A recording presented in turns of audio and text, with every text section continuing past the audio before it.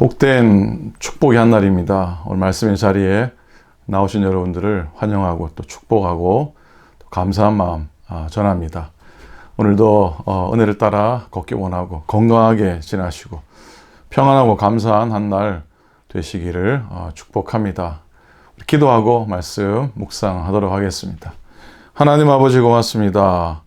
말씀을 나눔에 우리에게 소망이 되게 하시고 말씀을 나눌 때에 우리에게 평안함이 되게 도와주시고 말씀을 나눌 때에 우리의 진리의 영이 임하여 오늘도 우리의 살 길을 찾고 주님의 음성 듣고 하루를 승리하며 살아가는 믿음의 교우들 다 되도록 하나님이 축복해 주시옵소서. 부족한 종의 입술을 주장하시고 하나님 말씀에 참여하여 듣는 모든 주의 종들의 귀와 심령을 복되게 하시고 복되게 하여 주시옵소서. 감사드립니다. 예수님의 이름으로 간절히 기도드립니다. 아멘. 아멘. 자, 오늘 함께 묵상할 말씀의 제목은 내 은혜가 내게 족하다라는 말씀의 제목입니다. 오늘은 창세기 25장이에요. 창세기 25장입니다. 1700년대 그러니까 미국이 이제 발견돼서 막 개척되던 그런 시대입니다. 네덜란드 사람들이 처음으로 뉴욕 맨해튼 지역으로 이주해 왔을 때 일이라고 합니다. 그곳에 이미 정착해 살던 인디안들이 원주민들이 네덜란드 사람들을 이렇게 내쫓았답니다. 여기는 우리 땅이니까 우리 땅에서 나가시오 그랬답니다. 그래서 네덜란드 사람들이 원주민들에게 이 땅을 우리에게 좀 팔으시오 그랬다 그래요. 그 인디안들이 생각해 보니까 맨해튼이 뭐 돌로 된 그 작은 섬인데 별로 쓸모도 없고 그래서 적당한 값에 팔아야 되겠다고 생각하면서 흥정을 시작하게 되었다고 합니다. 그래서 이 맨해튼 섬은 네덜란드 사람들의 땅이 되었고 그때 그 섬의 땅값은 인디안들이 받은 게 뭐냐면 고작 양주 2병하고 그리고 몇 가지 가정용품들이었다고 합니다. 근데 그로부터 약 300년이 지난 오늘날 뉴욕의 맨해튼은 세상의 중심이 되지 않았습니까? 세상의 경제와 외교와 문화의 중심이 된 겁니다. 아마 이 사실을 인디안들이 안다면 양주 2병 몇몇 가정용품에 팔아버린 걸 분명 후회할 것 같습니다. 오늘 본문의 말씀을 보면 오늘 말씀 읽지 않았군요. 오늘 말씀을 이제 읽도록 하겠습니다. 이제 읽을 타임이에요. 창세기 25장 31절부터 34절까지 잘 들으십시오. 야곱이 이르되 형의 장자의 명분을 오늘 내게 팔라. 에서가 이르되 내가 죽게 되었으니 이 장자의 명분이 내게 무엇이 유익하리요. 야곱이 이르되 오늘 내게 맹세하라. 에서가 맹세하고 장자의 명분을 야곱에게 판지라. 야곱이 떡과 팥죽을 에서에게 주매 에서가 먹으며 마시고 일어나 갔으니 에서가 장자의 명분을 가볍게 여김이더라. 아멘입니다. 이 맨해튼을 팔아버린 인디안들처럼 오늘 이 누굽니까? 에서가 팥죽 한 그릇에 장자의 명분을 팔아버리게 됩니다. 자, 에서와 야곱의 출생을 우리는 너무 잘 알죠. 이삭은 40에 리브가와 결혼을 합니다. 근데 40에 결혼했는데 20년 동안 아기를 얻지 못하게 됩니다. 그래서 이삭이 간절히 하나님께 기도합니다. 하나님께서 그 기도를 들으시고 리브가에게 쌍둥이를 잉태하게 하셨죠. 21절에 보면은 오늘 읽지 않았지만 21절에 보면 이렇게 나옵니다. 이삭이 그의 아내가 임신하지 못함으로 그를 위하여 여호와께 간구하매 여호와께서 그의 기도를 들으셨으므로 그의 아내 리브가가 임신하였더니.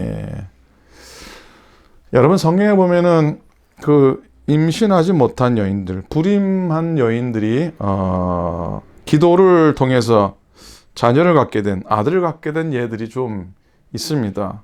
적어도 4명의 여인을 우리는 압니다. 누굽니까? 사라, 그리고 오늘 등장하는 리브가 야곱의 아내 라헬, 그리고 사무엘의 어머니 누구죠? 한나입니다. 이 정도는 우리가 잘 압니다. 아브라함의 아내 사레는 이삭의 어머니고 하나님의 축복 가운데 약속의 응답으로 태가 열린 여인의 대명사라 할 수 있습니다.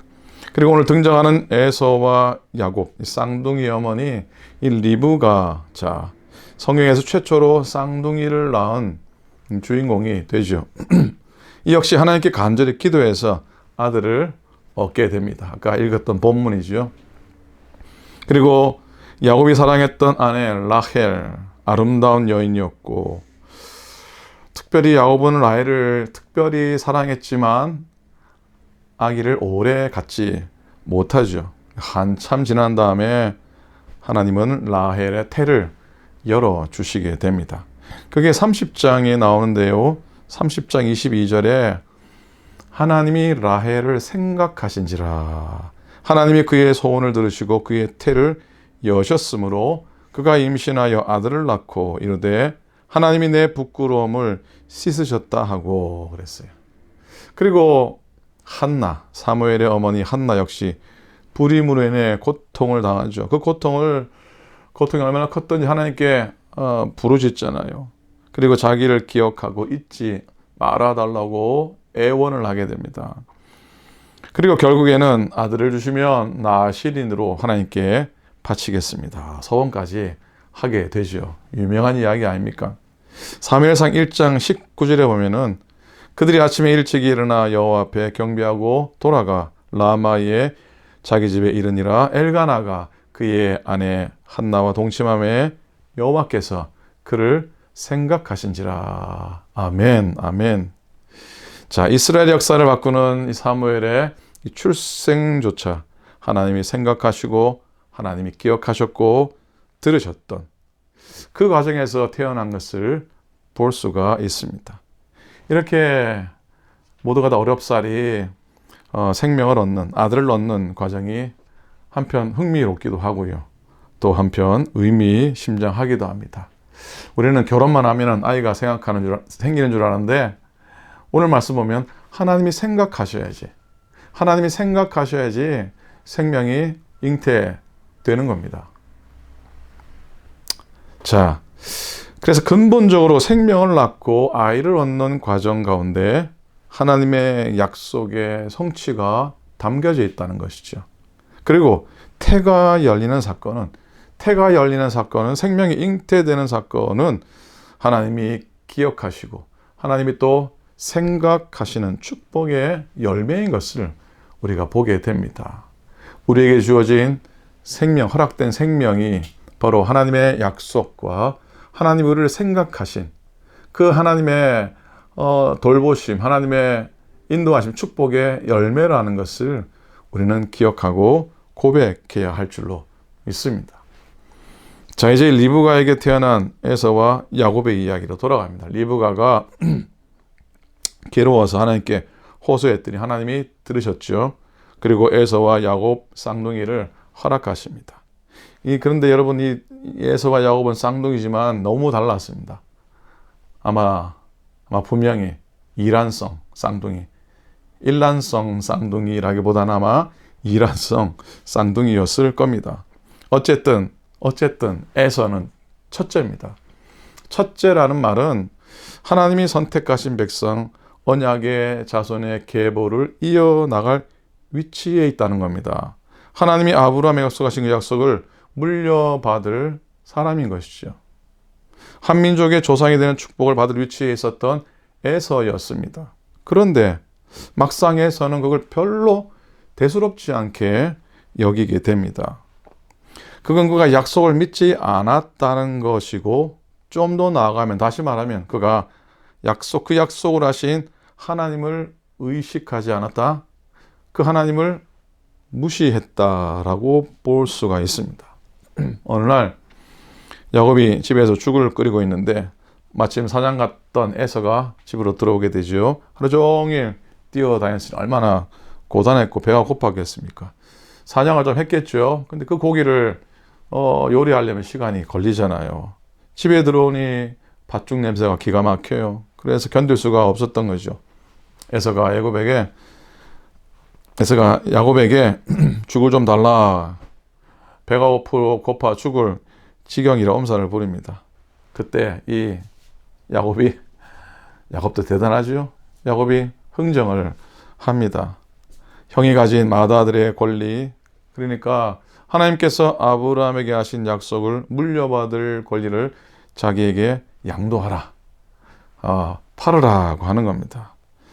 죽 한 그릇을 넘기면 죽을 주겠다는 겁니다. 사실 에서는 별로 대단하지 않게 여겼던 겁니다. 그 말을. 그래서 어처구니 없게도 오케이. 그리고 팥죽 한 그릇에 장자의 권리를 양도하게 됩니다. 이때 에서와 야곱이 나눈 대화가 오늘 읽은 본문에 등장하는데 세 번역을 읽어드릴게요. 31절입니다. 야곱이 대답하였다. 형은 먼저 형이 가진 맏아들의 권리를 나에게 파시오. 32절. 에서가 말하였다. 이것 봐라. 나는 지금 죽을 지경이다.